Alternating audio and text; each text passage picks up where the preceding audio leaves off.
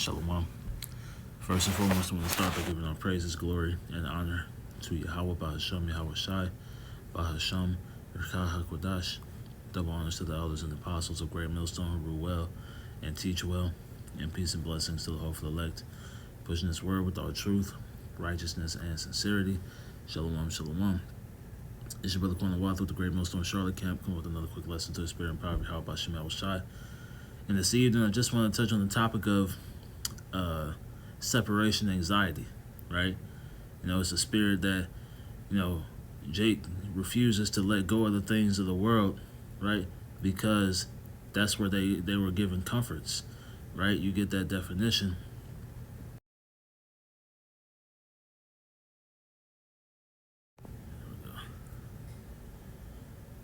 You get this definition of separation anxiety. In the AI overview, it says, a condition where a person experiences excessive fear and distress when separated from their primary caregivers, right? And that's where people are at, right? That's where the majority of Israelites are, right? Where they feel anxiety, where they feel stress, right? Where they have a great sense of fear when the prospect of letting go of Babylon the Great is brought up, man, right? Letting go of Esau, that's where a lot of that Stockholm syndrome, right, stems from, right? Is a fear of letting go of what they have been, cultivated in, right? The things that have brought them comforts, the things that have cared for them, so called, and that's why, as I have here in 2nd Ezra 7th chapter, in 15th verse, it says, now therefore, why disquietest thyself, seeing thou art but a corruptible man, and why art thou moved, whereas thou art but mortal, right? So, the the Lord is asking, why are you in a state of stress? Why are you in a state of fear, right? Knowing that you're in the flesh, right? Right? That word disquiet goes here. It says the absence of peace or rest, anxiety, right? So why are you in a state of anxiety, right? It says, why hast thou not considered in thy mind this thing that is to come rather than that which is present, right? And that's where the majority of people's focus is on what is present, right? What's happening now, what they have access to now, what's comforting them now, right? What the so-called covering that they have, or the conveniences that they have now, and not what's to come, right? The salvation, right, being kept by Yahweh Bashim Shai throughout, right, these different trials and tribulations. Ultimately receiving the kingdom, right, where we're not going to be, in lack or of want of anything, man, right? We'll have everything our hearts could desire. That's why we can, separate ourselves from this world, right? From the cares of this life, because that's what's pulling the majority of people back, right? It's always, us being in the flesh, right? It's always something trying to pull you back into the world, right? And it's to us to, seek the Lord out even more so, man, right? Because that temptation is going to continue to grow and grow. So you have to continue to cleave to Yahweh Bashim Shai, cleave to the word, cleave to these lessons, cleave to, right, the scriptures, man, right? Because that's where our comfort lies. Searching for comfort in anything else, right, is detrimental to your salvation, Now let's get this here. Salakia.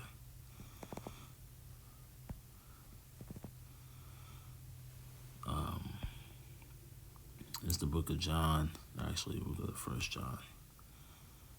1 John, chapter 2 and verse 15. It reads, we're reading the NLT. Do not love this world, nor the things it offers you, right? So don't be, enamored, right, by what this world is affording to you, man, right? For when you love the world, you do not have the love of the Father in you, man. Right? Because your focus isn't going to be on serving the Lord, it's going to be on serving yourself. And that's the mind frame that Esau Edom has pushed throughout the earth, right? It says, "For the world offers only a craving for physical pleasure, a craving for everything we see, and pride in our achievements and possessions.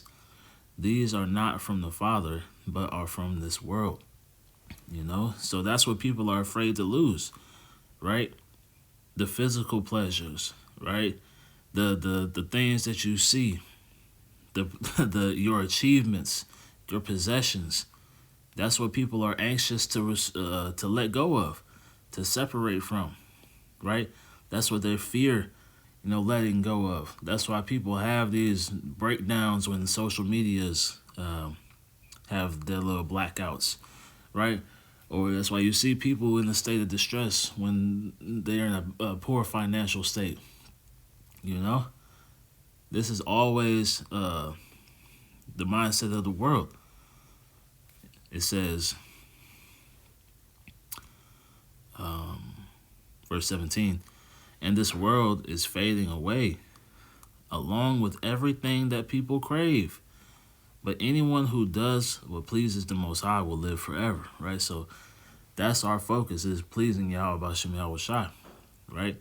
And in pleasing the Lord, it requires you to separate from these things, from the physical pleasures, right? From your pride and your achievements and the things that you've done, right? The pride in your possessions, right? Right? All the things that this world has offered you, right? We have to be prepared to let go of, man, right? And even more in the times to come, because those can be a hindrance, to you in this walk, in this race, right? So as we get here in Galatians chapter 5 and verse 7, we'll read this in the NLT as well. It reads, "You were running the race so well. Who has held you back from following the truth?" Right? So what's holding you back? Right? What won't you let go of? What are you afraid to lose? That's what the scripture is pretty much saying, right? It says, "It certainly isn't the Most High, for He is the one who called you to freedom," right? So we've been afforded this calling, right? And in that calling, you can't carry everything, man, right? You can't bring everything with you. You're gonna have to let it go, or the Lord is just gonna take it from you, man, right? It says, well, that's the point on that, right? It says, so pretty much, what's holding you back, right? What's hindering you, right? And you have to cut that off, right? Cut these. That's why it says, mortify. Let's get that. The deeds of the flesh, right?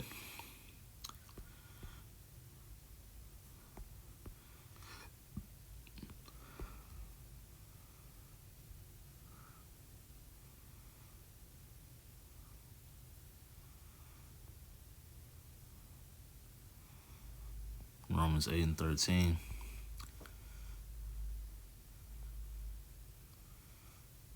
It says, "For if ye live after the flesh, ye shall die.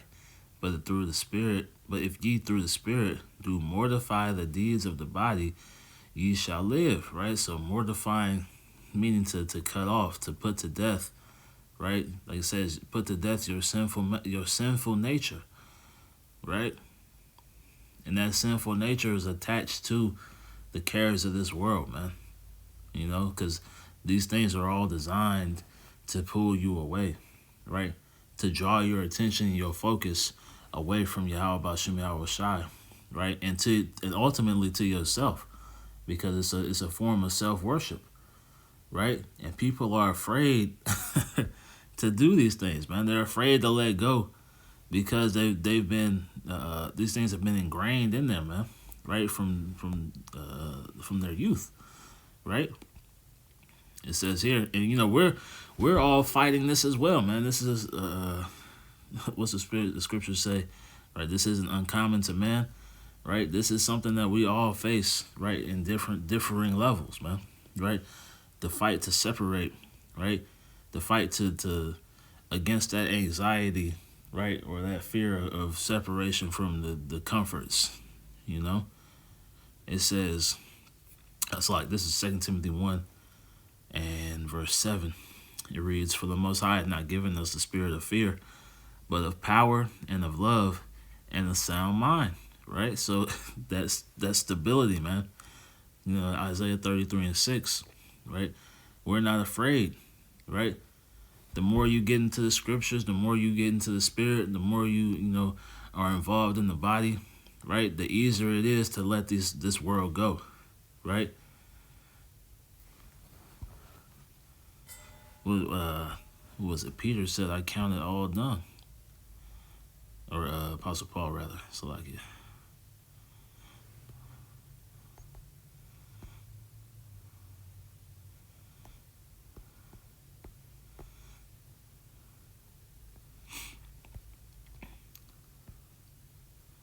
This is Philippians.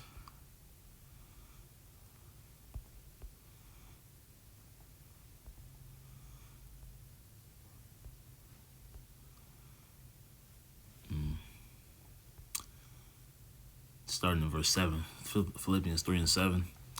"But what things were gained to me, those I counted loss for Hamashiach," right? So actually, we read this in NLT, you know, because it makes it more plain sometimes, man.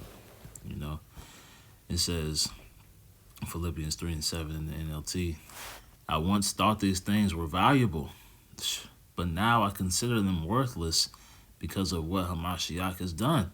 Right? So the cares of this life are ultimately worthless, right, in comparison to what Yahweh Shai has afforded us, man, through his sacrifice. It says, "Yes, everything else is worthless when compared with the infinite value of knowing Hamashiach Yahweh Shai, my Lord.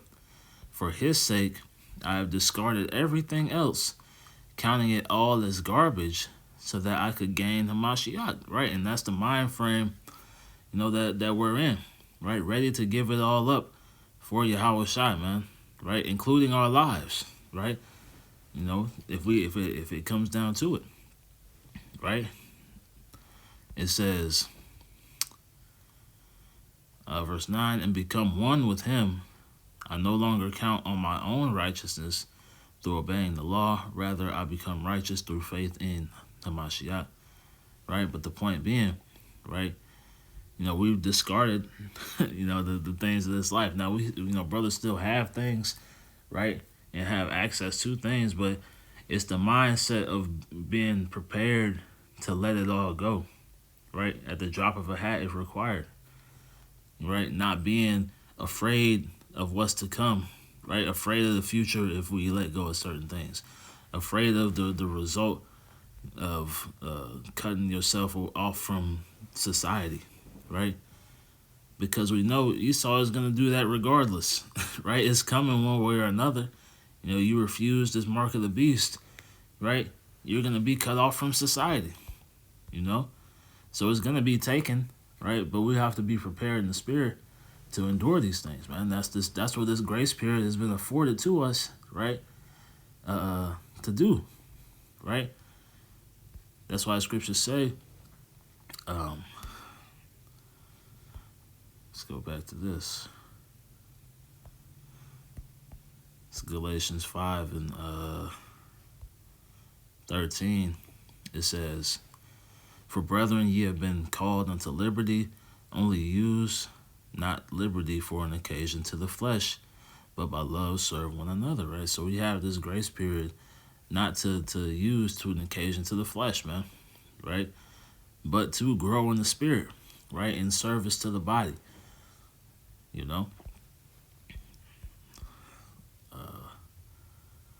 Let's see. We'll get this here. Because going back to the point of that, being separate, right? Right? It's like, why disquietest thyself? Why are you, anxious about separating from this world, right? It's because, ultimately ties to this world, right, are still in your heart. Just as, let's get this here in Luke 14, as these men. So if you have that, you got to pray for that spirit to be able to cut these things off, man. Right?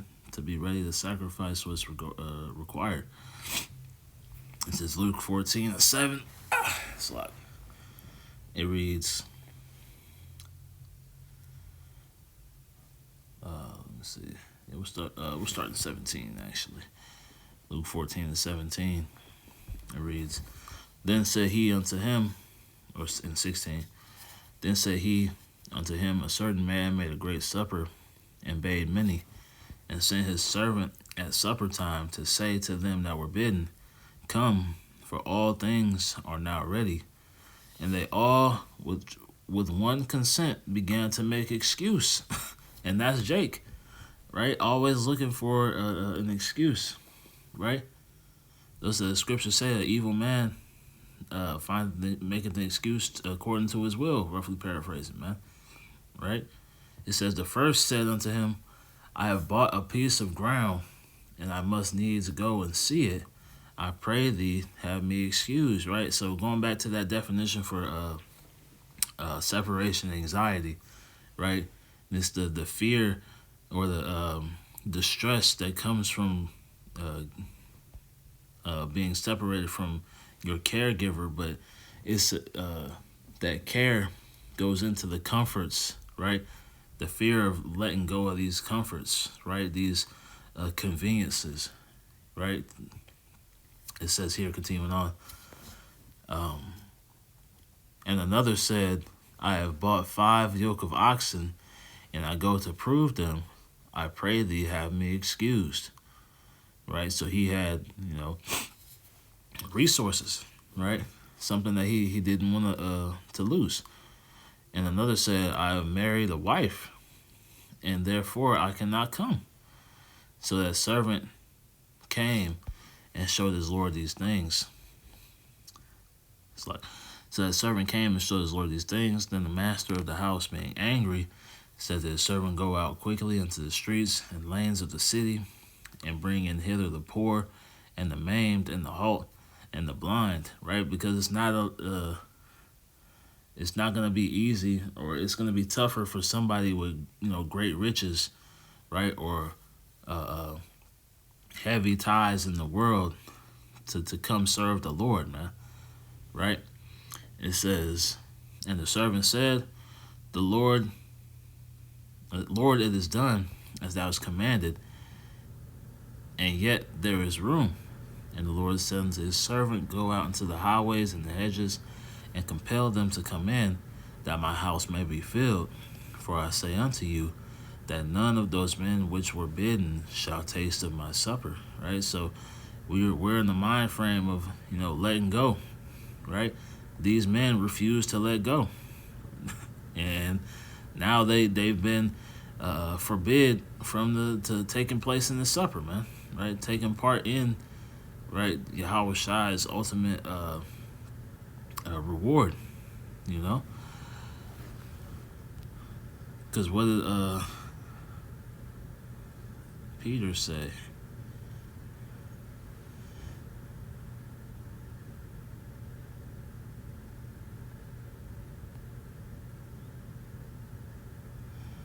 I think it's in Matthew.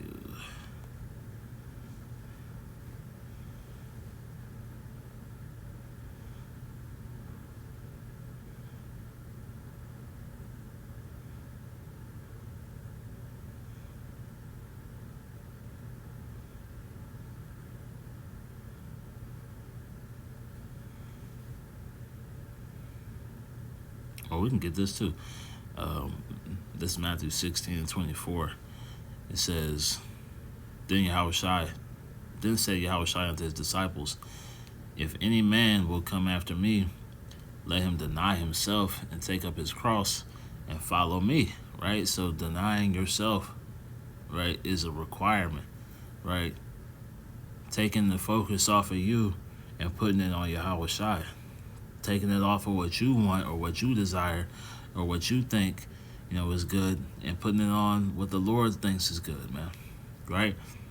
It says, For whosoever will save his life shall lose it, and whosoever will lose his life for my sake shall find it, man. Right? So to lose in this time, right, is preparing you to win in the kingdom, man.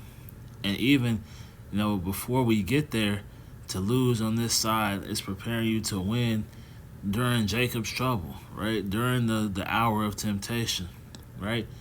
You're gonna be afforded that protection, that guidance, that covering, right? That the world isn't, man, because they, you Israelites rather, right, refused to to let go, to deny yourself, right? You sought to save your life, you know. It says, For what is a man profited if he shall gain the whole world and lose his own soul?" Right? So gaining the world, staying aligned with this world, is directly attached to losing your soul, man. Right? Losing your access to salvation, right? Or what shall a man give in exchange for his soul? It says, "For the Son of Man shall come in the glory of his Father with his angels, and then he shall reward every man according to his works." Now let's get this.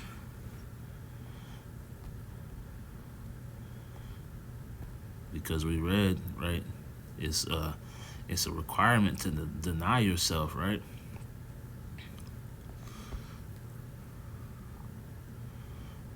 This is Matthew 19:27.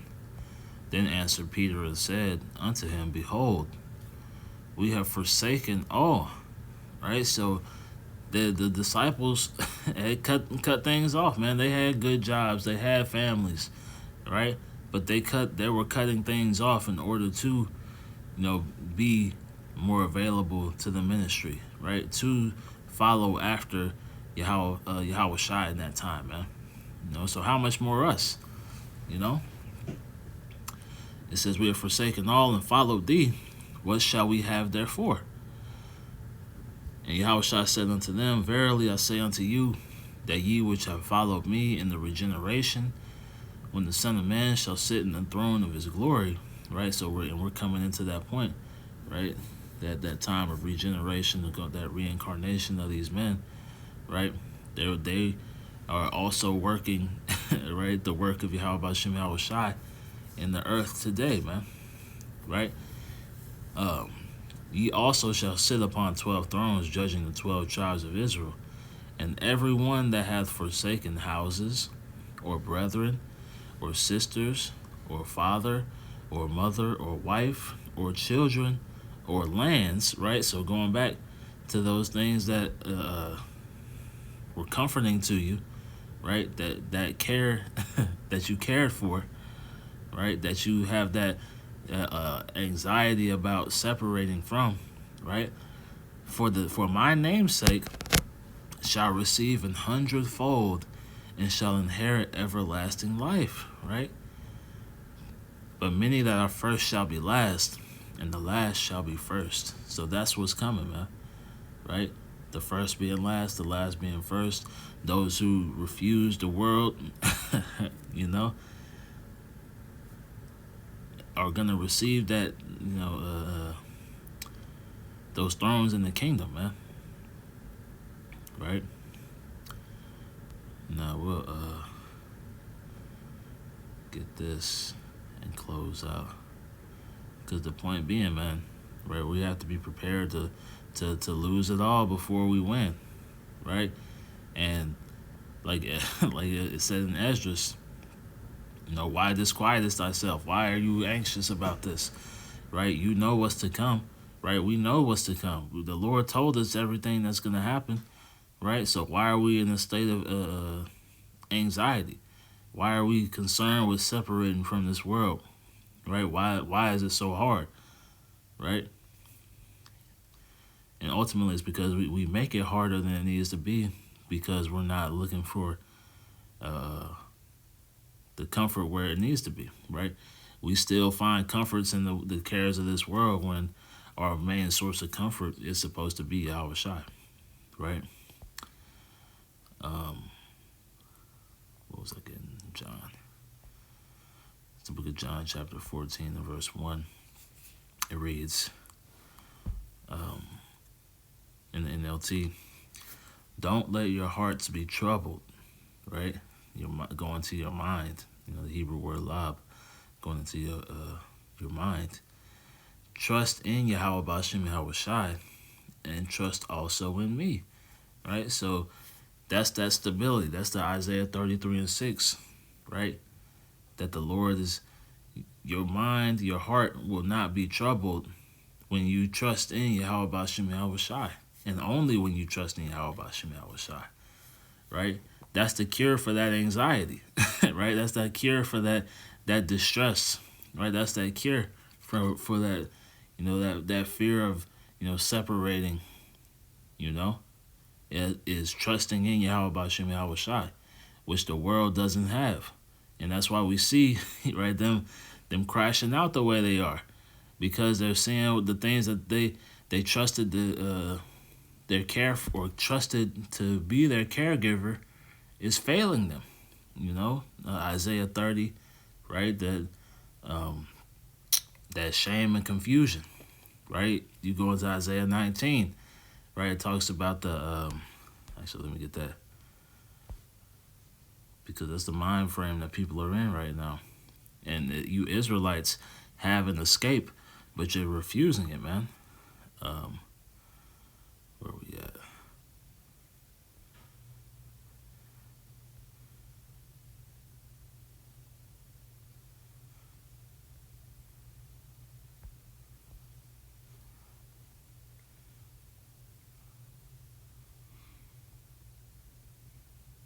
Oh, here we go. Isaiah 19 and 3. And the spirit of Egypt shall fail in the midst thereof, and I will destroy the counsel thereof, and they shall seek to the idols and to the charmers, and to them that have familiar spirits, and to the wizards, right? So as it says here in the NLT, the Egyptians will lose heart, and I will confuse their plans, right? Because their plans are rooted in the continuation of this system, right? People are afraid to separate because they think the system is going to continue to grow and continue to grow, right? But like I said, the Lord is going to confuse these plans, right? And they're going to lose heart. They're going to lose their minds in these times to come, man, right? So as they realize that they may have to separate, they're going to be extremely anxious. They're going to be fearful. They're going to be in distress. But the elect, right, are going to be able to cut these things off, because our comfort lies in Yahweh Bashim Yahweh Shai, man. So that's the point. I don't want to drag it on. Lord willing, it was edifying to the spirit and power of Yahweh Bashim Yahweh Shai. I want to close by giving all praises, glory, and honor to Yahweh Bashim Yahweh Shai Bahasham Rukah HaKodash. Double honors to the elders and the apostles of Great Millstone who rule well and teach well. And peace and blessings to the hopeful elect, pushing this word with all truth, righteousness, and sincerity. Shalom, shalom, and Kwam Yasharallah in the Bible. Shalom.